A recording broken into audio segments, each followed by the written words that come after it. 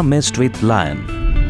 यहाँ रात के अंधेरे में दो हायना एक मांस के टुकड़े को खा रहे हैं। इस दौरान एक हायना अपनी नजरों को घुमाकर भी देख रहा है ताकि उनके और इस शिकार के बीच किसी और जानवर की एंट्री ना हो जाए। लेकिन वहीं थोड़ी दूर पर एक शेर भी मौजूद है जो इन हायना की एक्टिविटी पर इसलिए गौर कर रहा है ताकि मौका मिलते ही ये उनके खाने को छीनकर अपनी भूख मिटा सके। हालांकि हायना को इस बात की बिल्कुल भी खबर नहीं है कि एक शेर उनके खाने पर अपनी नजरों को गड़ाए हुए है, इसलिए वे बड़े ही मस्ती से इस मांस के टुकड़े को खाने में लगे रहते हैं।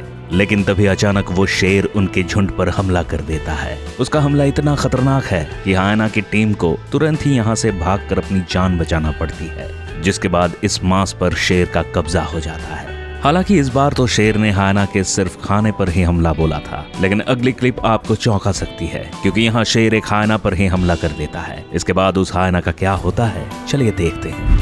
यहाँ हायना का झुंड एक शेर को घेर कर खड़ा हुआ है क्योंकि शेर ने उनके टीम के एक सदस्य को घायल कर दिया है। हायना इस बात से इतने ज्यादा गुस्से में रहते हैं कि वो शेर पर लगातार अपने हमले को जारी रखते हैं। लेकिन वहीं शेर भी इन हायना से डरने की बजाय उन्हें डराने में लगा हुआ है और बारी बारी से सारे हायना पर हमला कर रहा है। तभी थोड़ी ही देर में घायल हायना शेर के चंगुल से भागने लगता है और उससे थोड़ी दूर पर जाकर खड़ा हो जाता है। इस हायना को शेर ने इतना घायल कर दिया है कि इसका पूरा शरीर जख्मों से भर गया है। इसे देखकर ये अंदाजा लगाया जा सकता है कि शेर ने इस पर कितनी बुरी तरह से हमला किया होगा। लेकिन लगता है कि आज इस हायना की किस्मत बिल्कुल भी ठीक नहीं है क्योंकि जिस वक्त इस हायना को राहत भरी सांस लेने की जरूरत है, उसी वक्त शेर भी उसके करीब आ जाता है और उसे अपने जबड़ों से जकड़ लेता है। अब शेर इस हायना की गर्दन को बुरी तरह दबोचता रहता है, जिससे हायना और भी ज्यादा कमजोर हो जाता है। हायना मेस्ड विथ वाइल्ड डॉग। वैसे तो हायना के पास इतनी ताकत तो जरूर है कि वो जंगली कुत्तों के झुंड का मुकाबला कर सके, लेकिन मामला तो तब बिगड़ जाता है जब बेचारा हायना उनके झुंड में अकेला फंस जाता है। जैसे कि यहाँ जंगली कुत्तों का झुंड एक हायना को चारों तरफ से घेर लेता है और उसके शरीर को नोचने लगता है। हालांकि हायना भी उनसे बचने के लिए उन्हें डराने की कोशिश तो जरूर करता है, लेकिन उसकी कोशिश को ये सारे कुत्ते नाकाम कर देते हैं और उस पर बारी बारी से हमला करते हैं। अब देखते ही देखते कुछ और कुत्ते भी उसके करीब आते हैं और उसके शरीर को नोचने लगते हैं। जंगली कुत्ते इस हायना को इतनी बुरी तरह से दबोचते हैं जिससे हायना का यहाँ से बच पाना काफी मुश्किल लगने लगता है। हालांकि मौका पाकर हायना यहाँ से भागने की भी कोशिश करता है, लेकिन कुत्तों का झुंड उसे पकड़ लेता है और उसे चारों तरफ से घेर लेता है। काफी देर तक कुत्ते इस हायना को ऐसे ही नोचते रहते हैं और हायना अपनी जंग को लड़ता रहता है। इस हायना के साथ आगे क्या हुआ ये तो हम नहीं जानते, लेकिन कुत्तों के रवैये को देखकर लगता नहीं कि उन्होंने उसे छोड़ा भी होगा। हायना मेस्ड विथ हनी बैजर।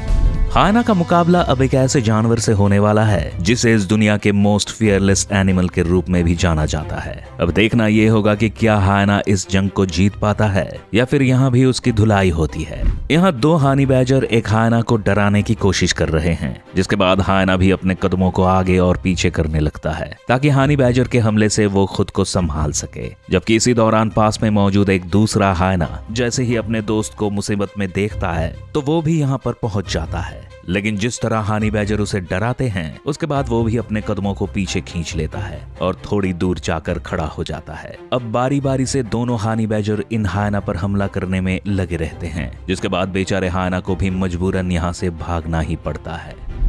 हायना मेस्ड विथ पोर्क्यूपाइन। दोस्तों, पोर्क्यूपाइन भले ही अपने शरीर से ज्यादा मजबूत ना दिखता हो, लेकिन उसके शरीर में मौजूद कांटे उसे काफी ताकतवर बना देते हैं और यही कारण है कि उससे बाकी जानवर दूरी मेंटेन करना ही बेहतर समझते हैं। जैसे कि आप इस वीडियो में देख सकते हैं कि एक पोर्क्यूपाइन अपने सामने सोए हुए हायना की तरफ देख रहा है, लेकिन उसे जैसे ही ये मालूम चलता है कि हायना का एक बच्चा उसके साइड में खड़ा है तो वो उसे डराने के लिए आगे बढ़ता है, जिसके बाद ये बच्चा भी भागकर अपनी माँ के पास चला जाता है। अब पोर्क्यूपाइन अपने कदमों को आगे की ओर बढ़ाने लगता है, जिससे ये बच्चा तो वहां से भागता ही है, लेकिन साथ ही वहां मौजूद दोनों हायना भी दूर हटने लगते हैं और साइड में जाकर खड़े हो जाते हैं। दरअसल हायना इस बात को जानते हैं कि पोर्क्यूपाइन के कांटे बहुत ही नुकीले होते हैं, जो चुभने के बाद उनके पूरे दिन को खराब कर सकते हैं। इसीलिए वे उसे दूर रहना ही बेहतर समझते हैं और थोड़ी दूर जाकर सो जाते हैं।